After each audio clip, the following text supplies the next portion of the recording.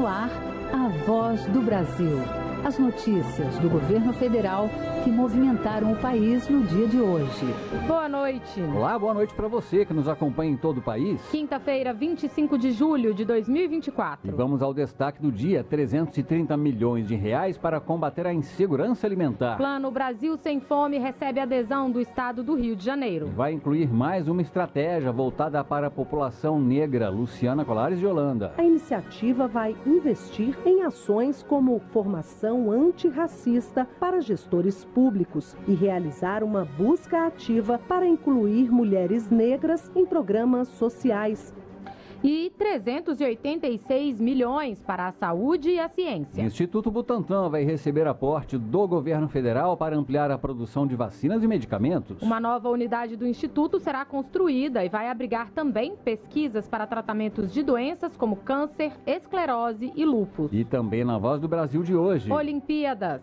Delegação brasileira já está em Paris. São 276 atletas que vão competir em 39 modalidades, 86% deles apoiados pelo Bolsa Atleta do Ministério do Esporte. Hoje, na apresentação da Voz do Brasil, Mariana Jungmann e Nazi Brum. E acompanha a gente ao vivo em radiogov.ebc.com.br ou no canal Gov na sua TV aberta. O governo quer acabar com a fome e a insegurança alimentar no Brasil até 2030. Para isso, lançou no ano passado o programa Brasil Sem Fome, que tem mais de 100 ações voltadas para esse objetivo. Hoje, o estado do Rio de Janeiro aderiu ao programa e uma nova estratégia também foi lançada para atuação específica com mulheres negras e populações mais vulneráveis. Serão investidos mais 330 milhões de reais para isso. A adesão do Rio de Janeiro reforça o plano Brasil Sem Fome, lançado o ano passado. A meta no estado é retirar da fome 209 mil domicílios identificados em insegurança alimentar grave. Composta por 80 ações e políticas públicas de 24 ministérios, a estratégia tem 100 metas a serem alcançadas para tirar o país do mapa da fome. O plano é constituído por 3 eixos: acesso à renda, redução da pobreza e promoção da cidadania, segurança alimentar e nutricional, alimentação saudável da produção ao consumo. A agenda de enfrentamento à fome e à pobreza, lançada nesta quinta-feira, é uma das ações. Coordenada pelo Ministério da Igualdade Racial, a iniciativa vai investir 330 milhões de reais em ações como formação antirracista para gestores públicos e realizar uma busca ativa para incluir mulheres negras e grupos vulneráveis em programas sociais, como explicou a ministra Aniele Franco. O foco, sim, para as mulheres negras não é somente para as mulheres negras, são para todas as pessoas mais vulnerabilizadas. Então, chegar nesses territórios especificamente para a gente é importante. Favelas, periferias, quilombolas, povos de terreiros e matriz africana. De acordo com as Nações Unidas, no ano passado, quase 15 milhões de brasileiros deixaram de passar fome. Essa mudança no mapa da fome, segundo o ministro do Desenvolvimento e Assistência Social, Família e Combate à Fome, Wellington Dias, já é resultado das ações implementadas desde o início de 2023, como o Bolsa Família, Auxílio Gás e o benefício de prestação continuada. Ao ingressar no cadastro único, ingressa, como eu disse aqui, em 42 programas, de acordo com a realidade de cada família. Atualmente, no Brasil, há 8,7 milhões de pessoas em insegurança alimentar e nutricional grave. Com o plano Brasil Sem Fome, o Brasil espera acabar com a fome no país até 2030. Reportagem Luciana Colares de Holanda. O vice-presidente ministro do Desenvolvimento, Indústria, Comércio e Serviços, Geraldo Alckmin, participou hoje de eventos no Rio de Janeiro para discutir com outros países formas como cada governo pode promover um Estado mais justo. O primeiro foi com representantes da Coreia do Sul e depois com um encontro para discutir a governança dos países. São eventos paralelos aos que reúnem ministros do G20, o grupo das maiores economias do mundo, incluindo a União Europeia e União Africana. De olho em novas oportunidades, o Banco Interamericano de Investimentos promoveu nesta quinta-feira, no Rio de Janeiro, o Fórum de Comércio e Inovações Coreia do Sul-América Latina, encontro que reuniu especialistas, empresários coreanos e o vice-presidente e ministro do Desenvolvimento, Indústria, Comércio e Serviços, Geraldo Alckmin. Para o ministro, uma oportunidade de intercâmbio comercial. E tenho certeza de que esse encontro vai estimular ainda mais o nosso comércio exterior, a nossa complementariedade econômica e, de outro lado, investimentos recíprocos. Mais cedo, o vice-presidente ainda participou de reunião bilateral com o vice-primeiro-ministro e ministro da Economia da Coreia. Os dois países reforçaram o compromisso com a democracia, o meio ambiente e o interesse de ampliar o intercâmbio e a cooperação.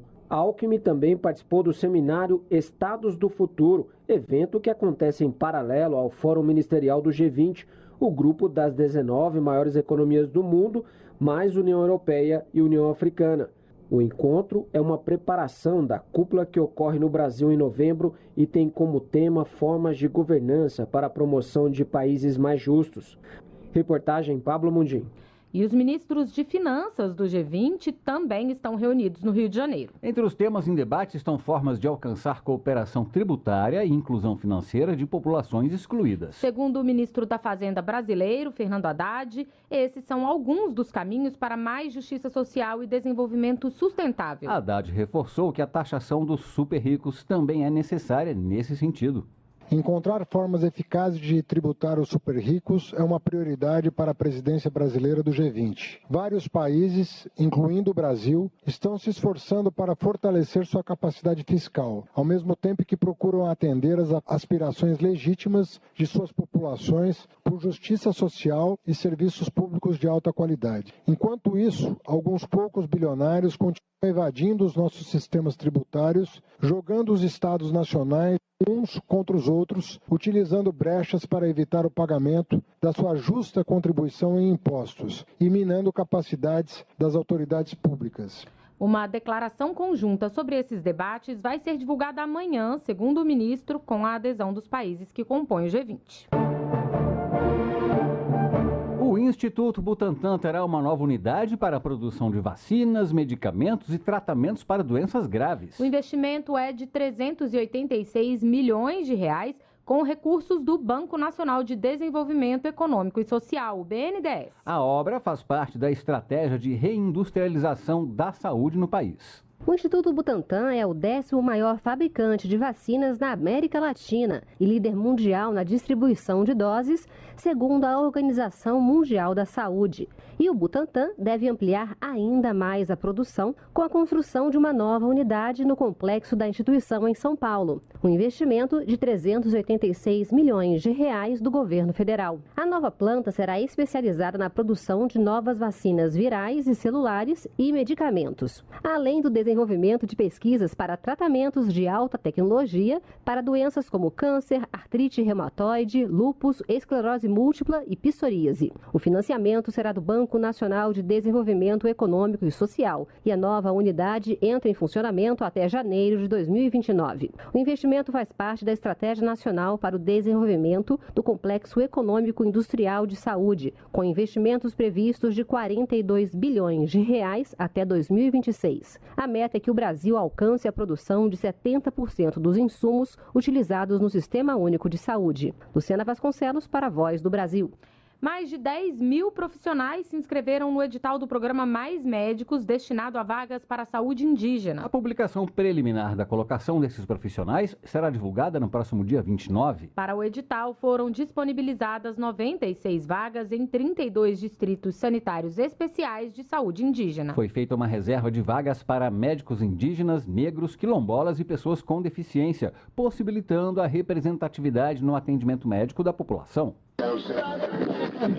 Olá, ouvintes! A Voz do Brasil vai completar 90 anos em 2025. Você sabia, Luciano? É isso mesmo, Giovana. São 9 décadas de história e informação. É o programa de rádio diário mais antigo do mundo. Na Rede Brasileira de Radiodifusão, a Voz do Brasil.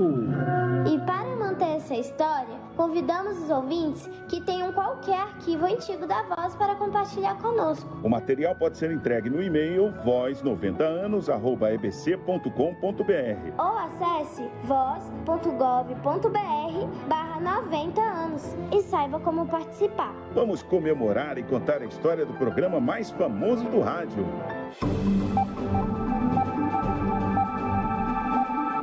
A produção de carne bovina deve chegar a mais de 10 milhões de toneladas até o final de 2024, um aumento de 7,1% quando comparado com 2023. É o que aponta o levantamento divulgado hoje pela Companhia Nacional de Abastecimento. Se confirmado, será um novo recorde na série histórica, ultrapassando a produção em 2006. Com a maior oferta do produto, as exportações devem crescer mais de 13%, podendo chegar a 3 milhões de toneladas. A produção de carne suína deve chegar a aproximadamente 5 milhões e 400 mil toneladas, com alta de 1,9%. Para a avicultura de corte, o cenário é de estabilidade. A produção se mantém próxima a 15 milhões de toneladas de carne de frango, com as exportações em torno de 5 milhões de toneladas e disponibilidade interna na faixa de 10 milhões de toneladas. Com isso, a produção das 3 principais carnes do país deve chegar a 30 milhões de toneladas neste ano. O volume representa um crescimento de 3,5% se comparado com 2023 e estabelece um novo recorde na série histórica. Edgar Preto, presidente da Conab, fala dos impactos do aumento da produção. O que isso significa? Mais produção no mercado, a possibilidade de diminuição no preço para os consumidores. Além da produção recorde, mais carne no mercado, caiu o preço para o consumidor, vai aumentar também a exportação, que para a nossa economia é uma excelente notícia. E foi lançado hoje o Plano Safra 2024-2025 do Banco da Amazônia. O valor anunciado pela instituição é de 11 bilhões de reais. Desse valor, 1 bilhão e 300 milhões de reais vão para a agricultura familiar. Já 5 bilhões e 400 milhões de reais são para pequenos e médios produtores. E 4 bilhões e 300 milhões de reais vão para a agricultura empresarial. O ministro da Agricultura e Pecuária, Carlos Fávaro, afirmou que o plano vai gerar novas oportunidades. Então imagine você emprestar dinheiro a 1,5%, 1/3 da inflação e bônus de 40%, 0,5%, 40% é juro zero. É dizer assim, vai trabalhar que eu estou te ajudando, que eu estou aqui do seu lado. O programa Celular Seguro já efetuou mais de 60 mil bloqueios de aparelhos que foram perdidos, furtados e roubados em todo o país. Com pouco mais de 6 meses desde o lançamento, o sistema já foi baixado por 2 milhões de brasileiros. E vem novidade por aí. O programa vai permitir que quem comprar um aparelho usado possa ter informações sobre a procedência desse aparelho. O aparelho celular tem capacidade para carregar todas as nossas informações pessoais. Por outro lado, nos deixa vulneráveis. Perder o celular hoje é uma das maiores preocupações. É exatamente o que acontece no dia a dia da aposentada Ilvanice dos Santos, moradora de Rio Branco, no Acre. Porque o celular é a vida da gente, é banco, carteira de motorista, é tudo, né? Então, ele é tudo, a gente resolve tudo pelo celular. Por isso, para proteger o cidadão, o Ministério da Justiça e Segurança Pública lançou no final do ano passado o aplicativo Celular Seguro. Em 6 meses de lançamento, já foram efetuados mais de 60 mil bloqueios referentes à perda, roubo e furto de aparelhos. E os alertas partiram dos usuários. Mais de 2 milhões de cidadãos em todo o país já baixaram o aplicativo Celular Seguro. E em abril deste ano, a ferramenta foi atualizada, tornando o processo de registro mais simples e as comunicações de furto, de roubo ou de perda mais eficazes. O coordenador-geral de Planejamento, Inovação, Integração e Soluções para a Segurança Pública do Ministério da Justiça, José Rocha, fala sobre o aplicativo. Com o bloqueio de linha, impede que os bandidos estejam fazendo uso daquele celular e o bloqueio, o alerta que é gerado e consequente bloqueio nas instituições bancárias vai fazer com que preserve todas as finanças que ele tenha, porque ele vai ter ali um aplicativo que poderia estar acessando o banco e fazendo transações. Nos próximos meses, a ferramenta vai proporcionar ainda mais segurança aos usuários, em especial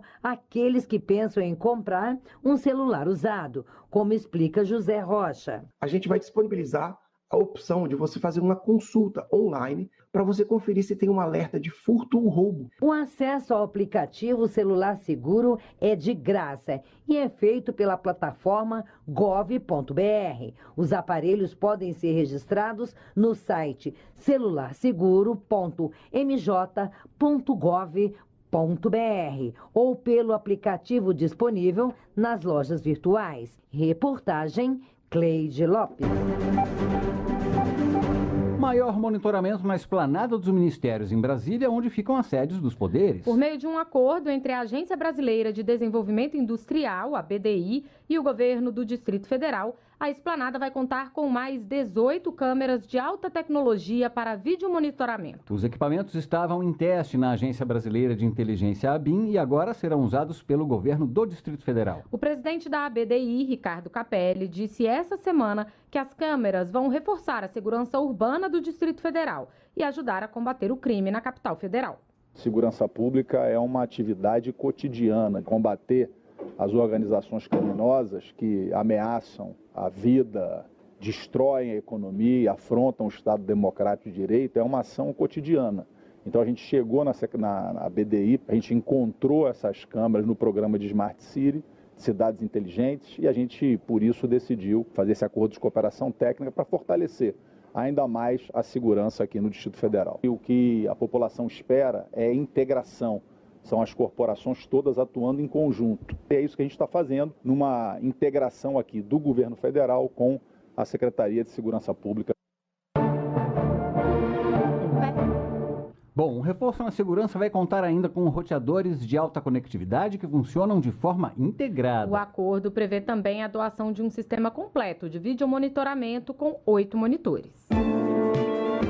Uma novidade diretamente de Imperatriz, no Maranhão. A cidade é a primeira do país a ganhar o primeiro centro teativo do Brasil. O programa Teativo conta com recursos da Lei de Incentivo ao Esporte e busca democratizar o acesso a práticas esportivas, atividades físicas e de lazer. A previsão é que 10 núcleos sejam implantados em capitais do Nordeste brasileiro. A cidade de Imperatriz, no Maranhão, é a primeira do Brasil a receber iniciativa do Ministério do Esporte para atender crianças e adolescentes com diagnóstico de transtorno do espectro autista, TEA.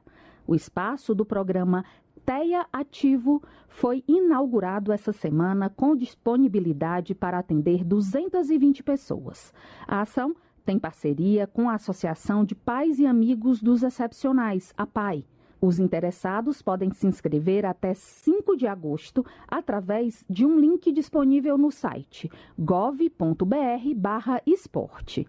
Na unidade de Imperatriz, o programa vai oferecer 4 modalidades esportivas: capoeira, natação, futsal e atletismo. O Ministério do Esporte já disponibilizou todo o material esportivo, como uniformes e equipamentos para a execução das atividades. O programa Teativo conta com recursos da Lei de Incentivo ao Esporte e busca democratizar o acesso a práticas esportivas, atividades físicas e de lazer. Estão previstas a implantação de 10 núcleos em capitais do Nordeste brasileiro. Renata Martins, para a Voz do Brasil.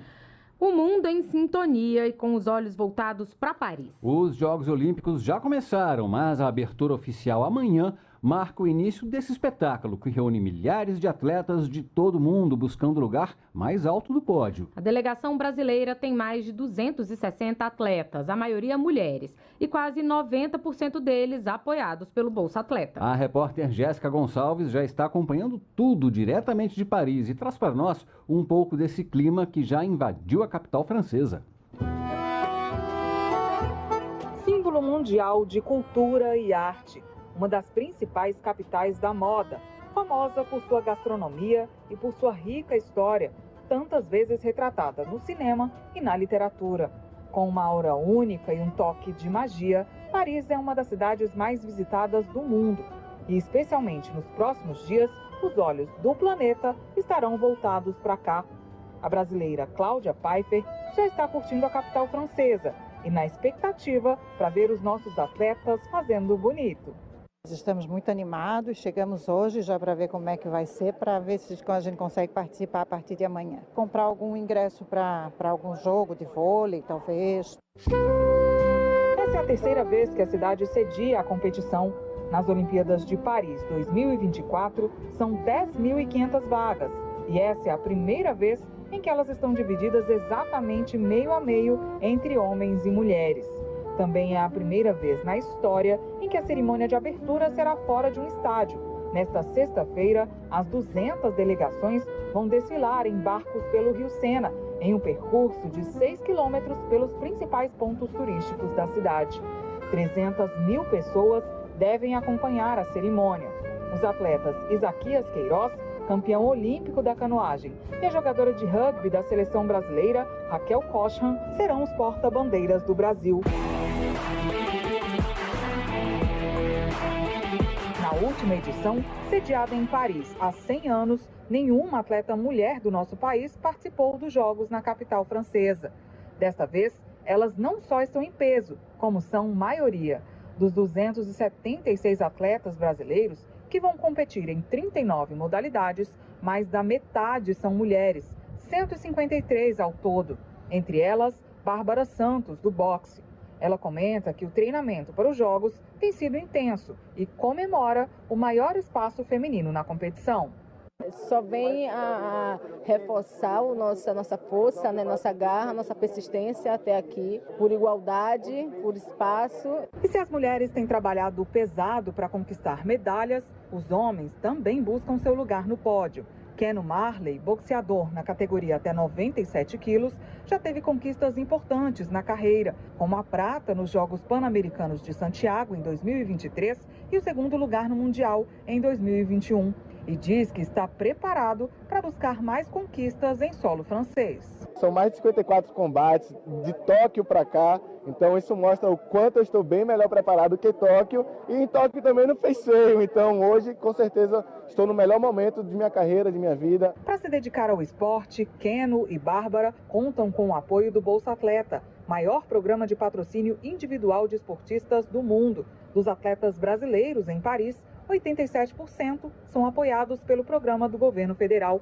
Em 27 das 39 modalidades, todos os representantes são bolsistas. Este ano, o Bolsa Atleta investiu 160 milhões de reais em atletas de modalidades olímpicas e paralímpicas e atingiu o recorde de 9.000 bolsas concedidas, que inclusive tiveram reajuste de 11%. Isiane Marques, secretária nacional de esportes de alto rendimento do Ministério dos Esportes, comenta as expectativas para o desempenho desses atletas e destaca a participação feminina. E a gente precisa cada vez mais fomentar que mulheres também se vejam pertencentes a esse espaço. Então, hoje, uma delegação com mais mulheres que homens é um ganho gigantesco para a comunidade esportiva. E durante o período das Olimpíadas, o Brasil terá um espaço em Paris com ampla programação para atrair os turistas internacionais e divulgar o nosso país. É a Casa Brasil, que vai contar com apresentações, exposições, oficinas de dança, entre outras atividades. O complexo fica no Parc de la Villette, na capital francesa, e abre ao público no próximo sábado. De Paris, na França, Jéssica Gonçalves. Aposentados e pensionistas do INSS já podem conferir o dia do pagamento de julho, que começou hoje e vai até o dia 7 de agosto. O calendário leva em conta o número final do cartão de benefícios, sem considerar o último dígito verificador, que aparece depois do traço. O INSS paga todo mês mais de 40 milhões de benefícios previdenciários e assistenciais. As datas de pagamento podem ser conferidas no site do Instituto em gov.br/INSS ou pelo aplicativo Meu INSS. Você também pode ligar para a Central 135 de segunda-feira a sábado, das 7 da manhã às 10 horas da noite. E essas foram as notícias do Governo Federal. Uma realização da Secretaria de Comunicação Social da Presidência da República. Com produção da Empresa Brasil de Comunicação. Fique agora com as notícias do Poder Judiciário e do Congresso Nacional. Boa noite, até amanhã. Boa noite para você, até amanhã.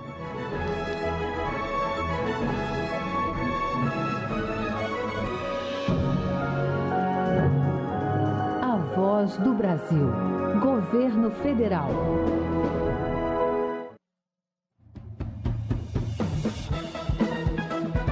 Você vai ouvir agora notícias do Poder Judiciário.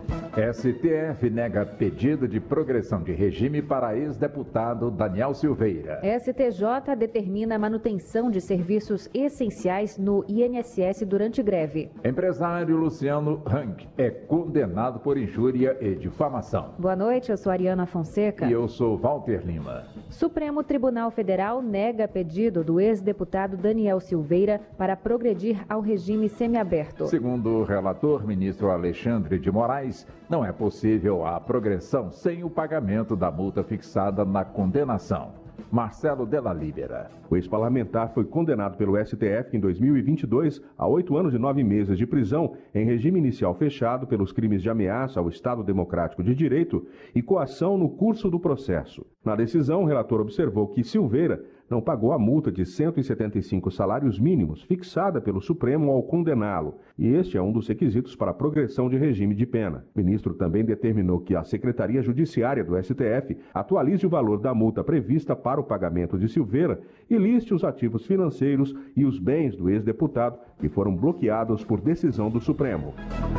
Servidores do INSS devem manter serviços essenciais durante a greve. A determinação é da presidente do STJ, ministra Maria Tereza de Assis Moura, Fátima Uchoa. Segundo o INSS, diversas entidades representativas dos servidores da Previdência Social comunicaram a greve da categoria por tempo indeterminado e em todo o país. Ao conceder a liminar pedida pelo órgão, a ministra Maria Tereza de Assis Moura destacou que manter o percentual de 85% das equipes em cada unidade do INSS é necessário para garantir a continuidade do serviço público essencial prestado e evitar o aprofundamento de problemas na análise e na concessão de benefícios previdenciários.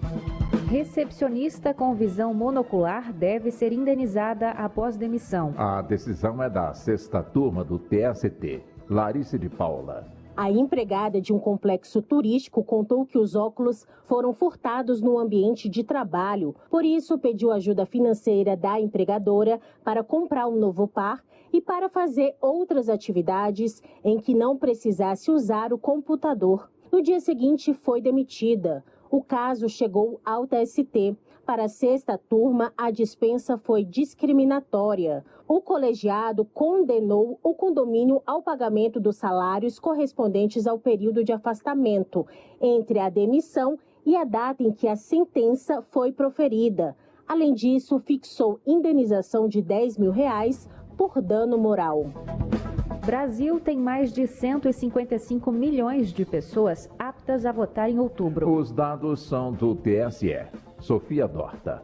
São, ao todo, 155.912.680 eleitoras e eleitores. Mais uma vez, as mulheres são a maioria, com 52%. No recorte por regiões, o Sudeste tem o maior percentual, 43%, seguido pelo Nordeste, que tem 27% do eleitorado. O estado de São Paulo segue como o maior colégio eleitoral do país, com 34 milhões de pessoas aptas a votar. Uma novidade para as eleições deste ano vem de Boa Esperança do Norte, em Mato Grosso. Vai ser a primeira eleição para a Prefeitura e para a Câmara de Vereadores da cidade, que foi reconhecida município no ano passado e tem 4.243 votantes. O Tribunal de Justiça do Rio Grande do Sul condenou Luciano Hang, proprietário das lojas Avan, por injúria e difamação contra o arquiteto Humberto Rickel. Ainda cabe recurso da decisão. Em 2020, o arquiteto criticou a instalação da Estátua da Liberdade, símbolo das lojas Avan, e iniciou um abaixo-assinado por considerar que a peça geraria um impacto negativo para a economia e para o espaço urbano. Em resposta, o empresário publicou um vídeo com insultos contra o arquiteto. O Tribunal Gaúcho considerou que as declarações de Hang foram desonrosas e capazes de prejudicar a imagem do arquiteto. O empresário foi condenado a 1 ano e 4 meses de prisão em regime aberto, sendo a pena convertida em prestação de serviço à comunidade, mais pagamento de 35 salários mínimos ao autor da ação ele também terá que pagar multa no valor de quase R$208 mil. Você acompanha outras notícias do Poder Judiciário em 104,7 FM para Distrito Federal e em torno e também pela internet. Acesse rádio e tvjustiça.jus.br e ouça ao vivo pelo Tunin. Acesse tunin.com ou baixe o aplicativo no seu celular. Boa noite. E até amanhã. Notícias do Poder Judiciário, uma produção da Rádio Justiça, Supremo Tribunal Federal.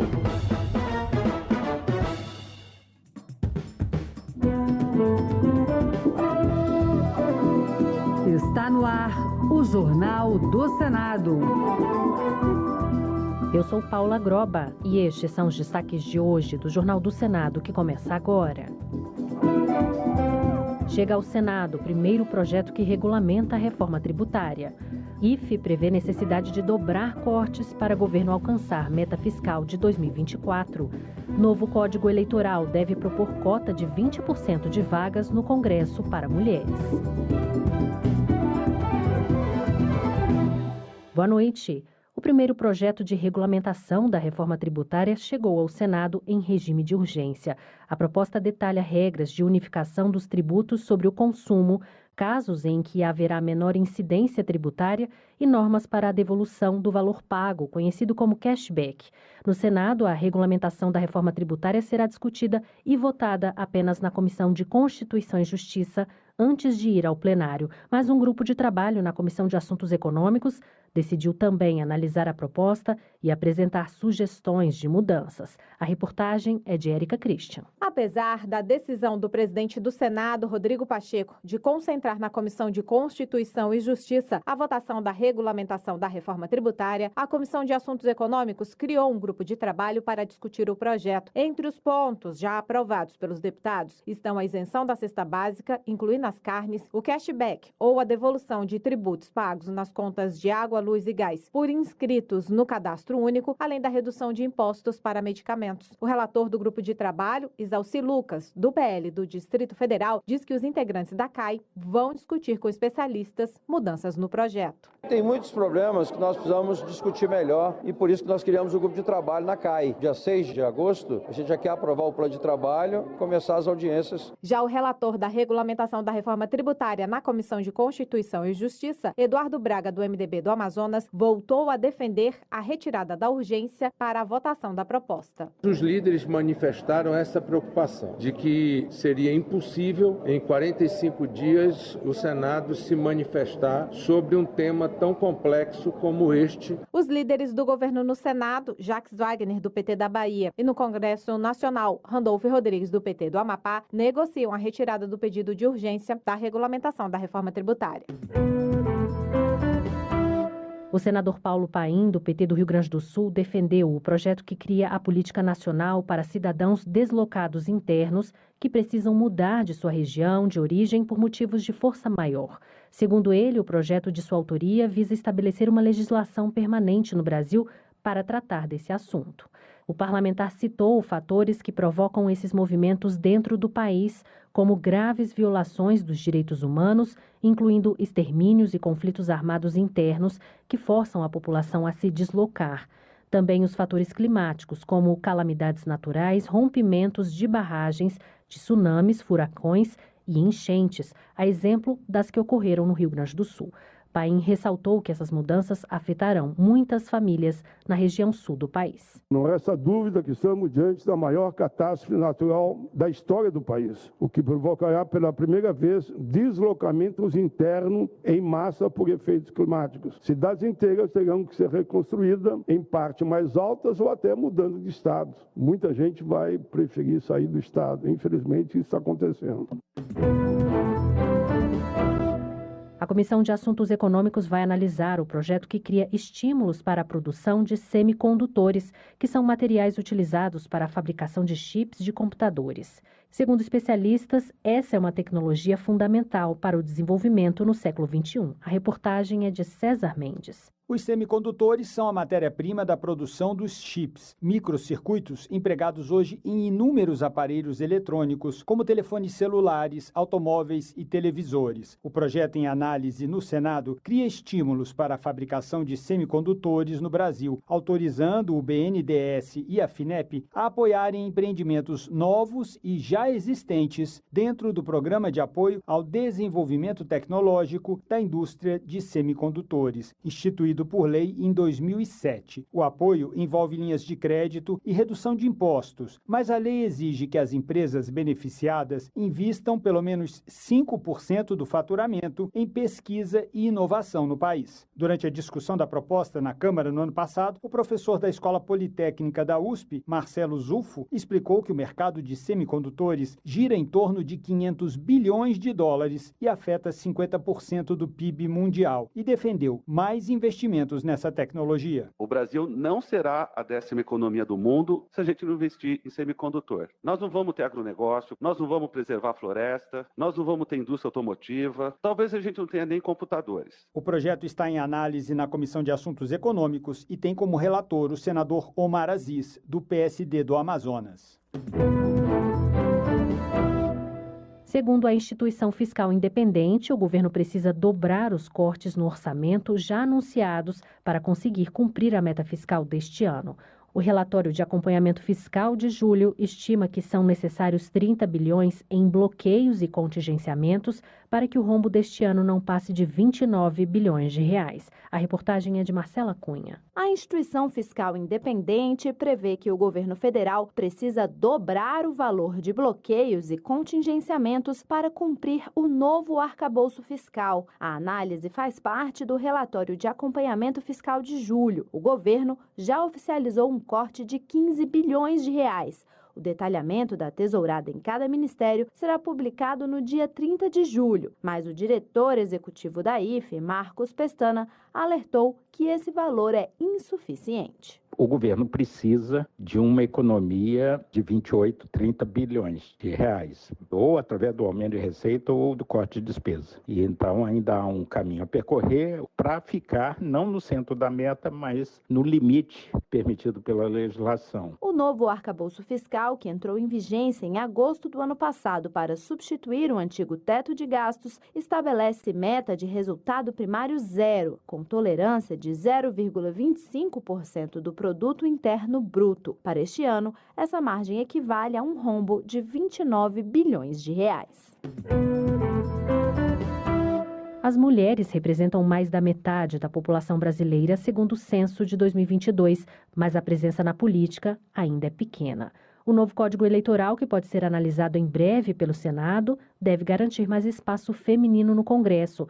Uma das regras é a reserva de 20% de cadeiras para mulheres na Câmara e no Senado. Os detalhes com Marina Dantas. Em um acordo com a bancada feminina do Senado, o relator do novo Código Eleitoral, senador Marcelo Castro, do MDB do Piauí, incluiu no projeto a previsão de uma cota mínima de 20% das vagas no Legislativo exclusivamente para mulheres. A regra valeria para o Congresso, para as Assembleias Legislativas Estaduais e para as câmaras de vereadores. De acordo com Marcelo Castro, o percentual ajudará na maior participação feminina no parlamento. Acredito que isso será um avanço muito grande para estimular a participação feminina na política. Na opinião da líder da bancada feminina, senadora Leila Barros, do PDT do Distrito Federal, a iniciativa representa um marco na caminhada por uma democracia representativa de fato, já que as mulheres são maioria na população brasileira e precisam ser ouvidas nos espaços de poder. Então, nós não estamos falando apenas de uma questão de justiça, mas também da qualidade na construção de políticas públicas e fortalecimento da nossa democracia. O relatório do senador Marcelo Castro sobre o novo Código Eleitoral deverá ser apresentado em breve na Comissão de Constituição e Justiça. E pessoas físicas já podem propor projetos esportivos para receber incentivos fiscais. É o que prevê uma lei aprovada pelo Senado e que já está em vigor. Antes da nova regra, somente empresas e instituições podiam propor esses projetos. A reportagem é de João Guilherme Bugarim. A norma sancionada pelo presidente Lula permite que pessoas físicas também sejam proponentes de projetos esportivos aptos a receber recursos por meio da renúncia fiscal prevista na Lei de Incentivo ao Esporte, assim como já acontece com a Lei Rouanet na área cultural. Antes, a apresentação de projetos era possível apenas para pessoas jurídicas ou instituições de ensino fundamental, médio e superior. O projeto que deu origem à lei foi aprovado na Comissão do Esporte em junho, com relatório favorável do senador Carlos Portinho, do PL do Rio de Janeiro. Não vemos razão pela qual uma pessoa física não possa ser proponente de projetos beneficiados pela Lei de Incentivo ao Esporte, como acontece na Lei Rouanet. Essa possibilidade aumentaria o número de projetos apresentados e, consequentemente, de pessoas beneficiadas. De acordo com a nova lei, todos os projetos esportivos apresentados passarão pelo crivo do Ministério do Esporte antes de estarem aptos para a captação de recursos.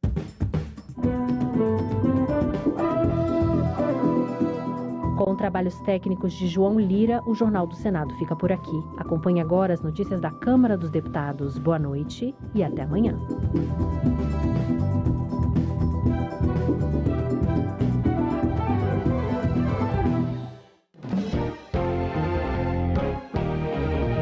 Jornal Câmara dos Deputados.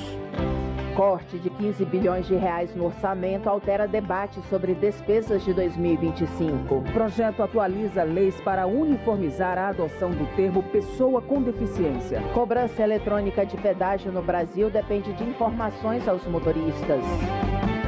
Boa noite. Parlamentares debatem com especialistas a ampliação do pedágio eletrônico no Brasil. O repórter João Gabriel Freitas acompanhou o debate sobre o tema na Câmara. A Comissão de Viação e Transportes da Câmara dos Deputados debate a utilização de vias de livre passagem no Brasil, onde, em vez de cancelas, está implantado um pedágio eletrônico. A tecnologia registra automaticamente a passagem do veículo pela rodovia por meio da placa. Assim, os veículos não precisam parar nas praças de pedágios. Para efetuar o pagamento, a pessoa deve levar seu veículo até a sede da empresa que gerencia a via para fazer a leitura da placa. A partir dessa identificação, o Sistema de Informações do Ministério dos Transportes fornece a fatura a ser paga pelo pedágio. Outra opção é pagar por meio do aplicativo digital da empresa que administra a rodovia. O sistema já está em teste no Brasil em uma via federal no Rio de Janeiro, a BR-101, conhecida como Rio Santos. No modelo que está sendo estudado, os motoristas têm até 15 dias para pagar. O superintendente da Agência Nacional de Transportes Terrestres,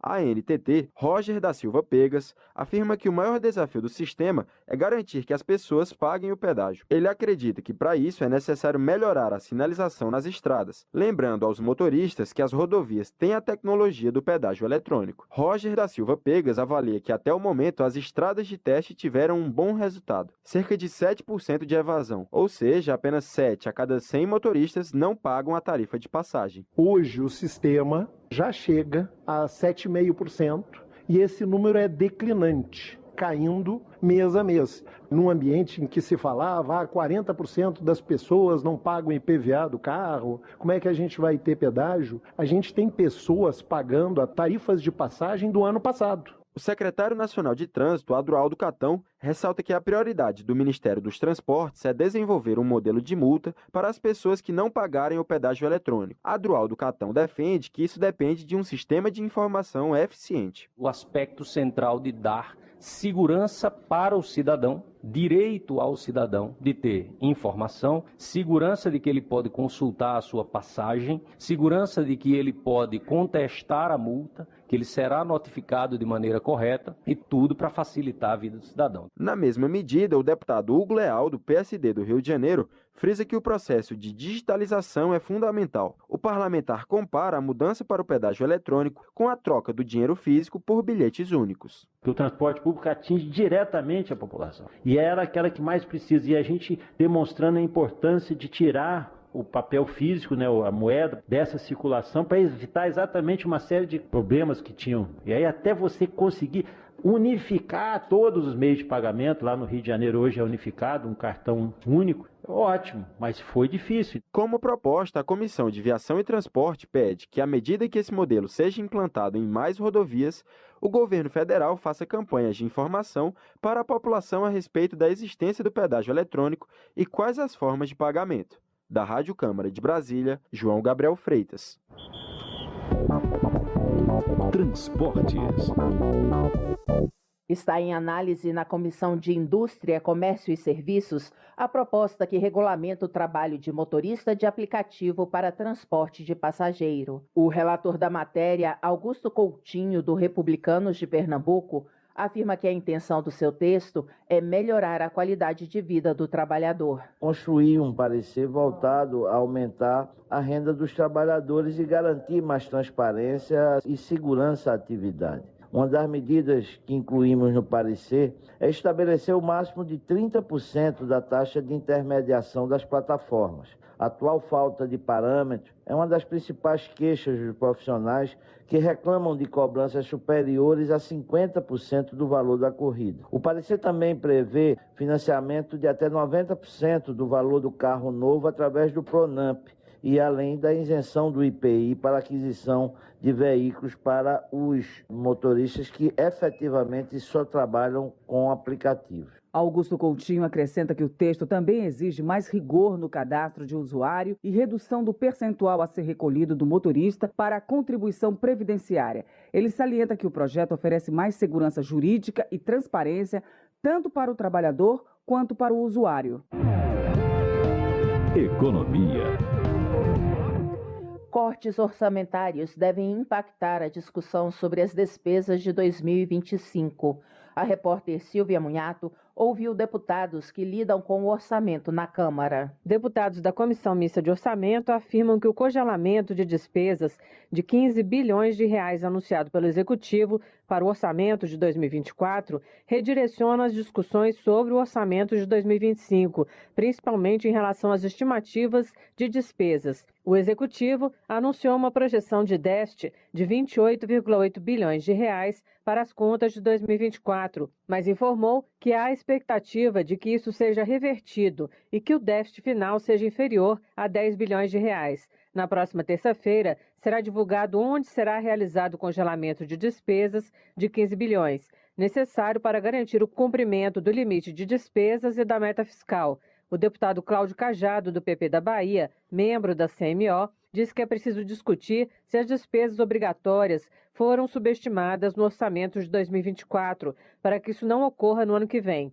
Cajado afirma que os cortes não devem ser suficientes para garantir a meta fiscal. Nós esperávamos que fosse bem maior, 32 bilhões, para que tivéssemos a certeza de que o resultado primário será alcançado, né? Então, a nossa expectativa é que o governo faça novos contingenciamentos ao longo do exercício. Pela primeira vez no ano, as emendas parlamentares poderão ser atingidas pelo congelamento, porque elas participam do contingenciamento de 3,8 bilhões definido para garantir a meta fiscal. Já o bloqueio de 11,2 bilhões, necessário para cumprir o limite de despesas, não inclui as emendas individuais e de bancadas estaduais, porque elas são impositivas e não podem ser canceladas, segundo o secretário interino de Orçamento, Clayton Montes. De qualquer forma, a execução das emendas parlamentares este ano já superava 75% até o dia 19 de julho. A meta fiscal do ano é o equilíbrio das contas, mas ela é considerada cumprida se ficar abaixo ou acima de zero em até 28,8 bilhões de reais. O secretário do Tesouro Nacional, Rogério Seron, explicou que o déficit pode ser menor se algumas receitas esperadas se confirmarem e se forem efetivadas medidas para compensar as perdas com a desoneração da contribuição previdenciária de alguns setores. Ele disse ainda que é normal finalizar o ano com despesas autorizadas, mas não executadas, e que isso gira em torno de 20 bilhões de reais. Também o deputado Jonas Donizete, do PSB de São Paulo, ressaltou a necessidade de compensar a desoneração. Vamos aguardar qual será essa fonte para a recomposição das receitas. Foi o combinado com o Executivo que manteria-se a desoneração da folha de pagamento, mas que buscaria uma fonte de receita para suprir esse valor que é importante no orçamento. Sobre as críticas de que o governo não estaria mais mirando o déficit zero, Seron diz que a Constituição Federal determina a execução do orçamento. Portanto, o governo estaria trabalhando com os limites legais ao cortar agora apenas o necessário para garantir a meta. O congelamento teria que ser maior, não fosse o desconto das despesas com créditos extraordinários para atender os danos causados pelas enchentes no Rio Grande do Sul. No caso do bloqueio orçamentário, ele foi necessário por causa do crescimento das despesas obrigatórias, principalmente BPC e benefícios previdenciários. Rogério Seron destacou que mesmo com este aumento e os créditos extraordinários, as despesas do governo equivalem a 19,4% do produto interno bruto, um patamar semelhante ao observado nos últimos 10 anos. Da Rádio Câmara de Brasília, Silvia Munhato. Turismo. Roberta Roma, do PL da Bahia, afirma que a Chapada Diamantina, além de ser rica em belezas naturais, possui um grande potencial para o agronegócio, com produção de vinhos, cafés e azeite de oliva. Tal fato, de acordo com a parlamentar, tem fomentado também o turismo na região. Por isso, Roberta Roma apresentou o projeto de lei que inclui a Chapada Diamantina na Rota Nacional do Turismo.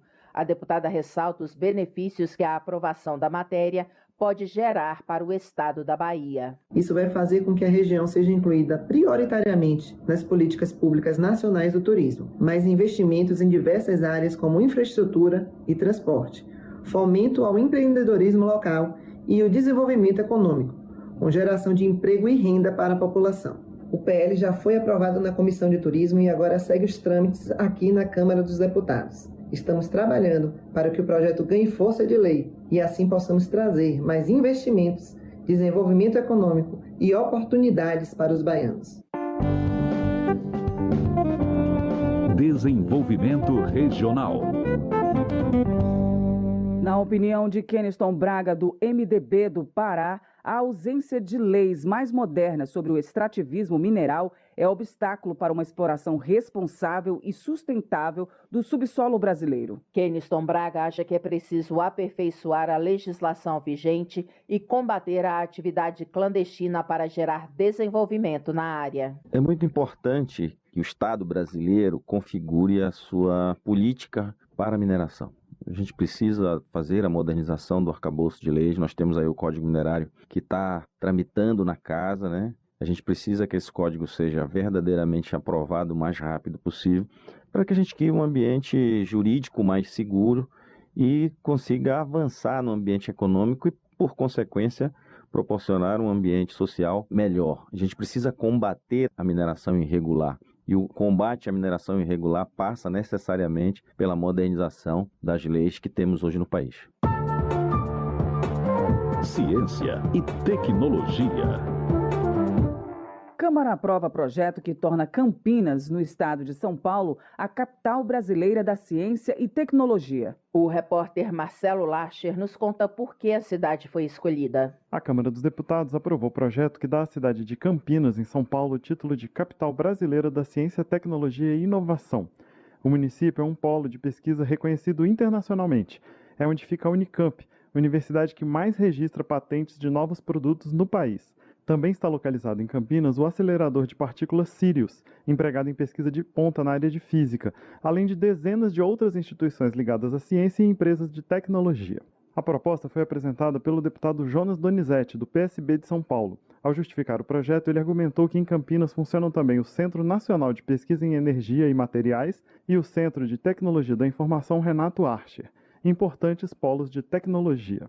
O município também cedia dezenas de unidades das maiores empresas de tecnologia e informação do mundo, como a IBM, a Samsung e a Dell, além de ser berço de startups de sucesso como o iFood e o Quinto Andar. O projeto teve como relator o deputado Gilberto Nascimento, do PSD de São Paulo, que defendeu a iniciativa. Campinas realmente merece o título nacional de uma cidade tecnológica, da cidade da tecnologia. É uma cidade moderna, uma cidade avançada, uma cidade que incentivou, inclusive, empresas de tecnologia irem para lá. Isso é o que acabou levando a cidade à condição de ter o título de uma cidade amiga da tecnologia, de uma cidade da tecnologia. O projeto que dá ao município de Campinas o título de capital brasileira da ciência, tecnologia e inovação seguiu para análise do Senado.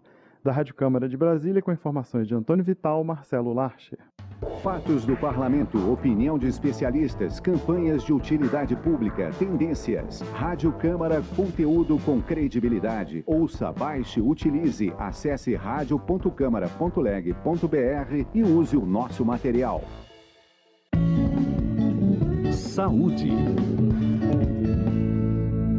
Luciana Genésio, do PDT do Maranhão, fez uma indicação ao Ministério da Saúde para tornar o programa Alô Bebê da Prefeitura de Pinheiro uma ação nacional. De acordo com a deputada, a iniciativa reduz a mortalidade infantil ao possibilitar atendimento integral às gestantes. O programa tem como foco o acompanhamento de gestantes e crianças de até 1 ano de vida, em especial para aquelas com potenciais fatores de risco, que são atendidas pelo SUS.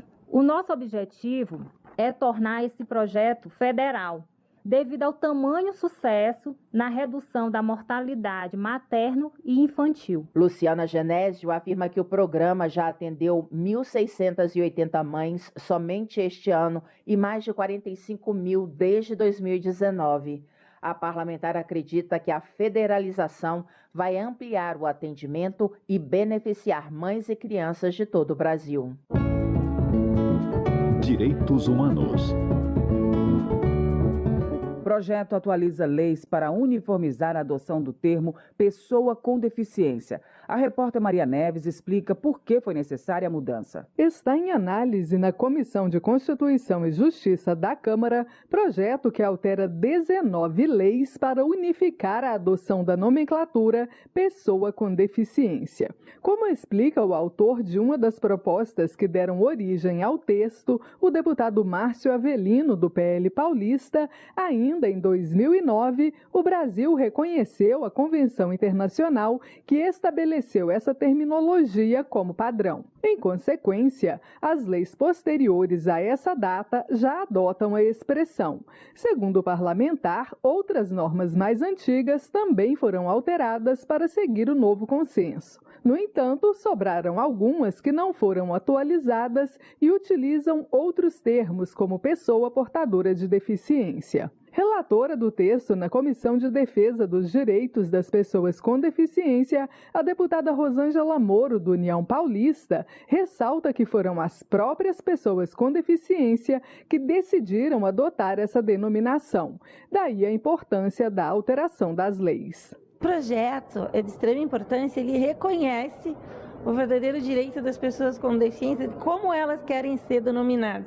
As pessoas com deficiência participaram da Convenção Internacional e foi da vontade delas serem designadas assim. Não é pessoas com necessidades especiais, ou pessoas deficientes, o que é pior. São pessoas com deficiência. O texto em análise também altera as normas que tratam da reserva de vagas de estacionamento para pessoas com deficiência.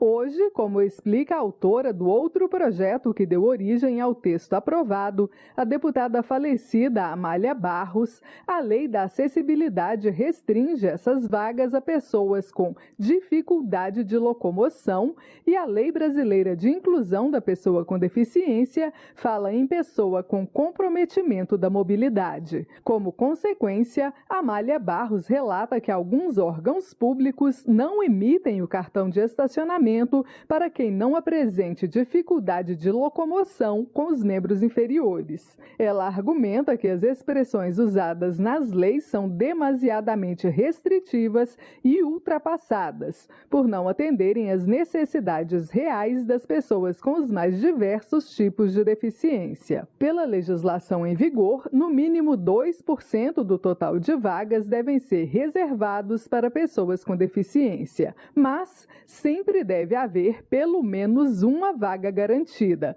devidamente sinalizada e com as especificações técnicas de desenho e traçado de acordo com as normas técnicas vigentes. Se aprovada na Comissão de Constituição e Justiça, a proposta poderá seguir para o Senado. Da Rádio Câmara de Brasília, Maria Neves. Meio Ambiente. Heitor Chu, do PSB, ressalta que cada vez mais eventos climáticos extremos têm afetado a vida das pessoas, causando mortes e prejuízos materiais. Lembrando as recentes enchentes no Rio Grande do Sul, o congressista menciona o esforço do Parlasul, o Parlamento do Mercosul, para tratar do tema mudanças climáticas. Quem mora perto de arroios grandes, de rios, está na iminência de ter estas situações agravadas e mais constantes. Portanto, também é tarefa do poder público e do parlamento discutir essas políticas de mudança, de localização das cidades, de colocar elas em lugares mais seguros, para que as pessoas não percam os seus investimentos. E registrar junto com isso que, inclusive no Parlasul, onde deputados e senadores do Brasil, Uruguai, Argentina, Paraguai e Bolívia têm assento, nós agora criamos uma comissão especial para cuidar desse tema. Heitor Chu faz alerta sobre a gravidade das mudanças climáticas, ressaltando a necessidade de políticas de prevenção contra enchentes e secas. De acordo com o congressista, é preciso criar urgentemente novos mecanismos de destinação de recursos para comunidades afetadas por catástrofes. Termina aqui o Jornal Câmara dos Deputados, com trabalhos técnicos de Indalécio Vanderlei e a apresentação de Val Monteiro e Luciana Vieira. Uma boa noite para você. A Voz do Brasil está de volta amanhã. Boa noite e até lá. Você ouviu A Voz do Brasil. Boa noite.